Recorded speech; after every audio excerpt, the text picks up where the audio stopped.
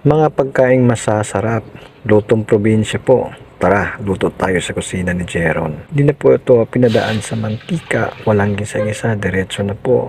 Yung gata, ang katas ng niyog, sinalang na kaagad sa mainit na kawali. At diretso na po, inilagay na po natin yung sibuyas, bawang, kamatis, luya, at saka tanglad.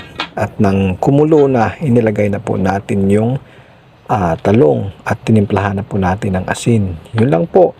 At kapag naluto na, nilagay na po natin yung okra. Isa rin ang okra na nagpapasarap sa gulay po natin. At kapag naluto na, ilagay na po natin yung pako. Hintayin nating maluto at pagkatapos serve na kaagad. Ayan po yung ginataan nating gulay. Wala pong gisa-gisa yan, diretso na po lahat. At para makatipid. So sana po nagustuhan nyo yung mga tipid sulit tip ng mga pagkain lutong probinsya. Jeron po. Ingat!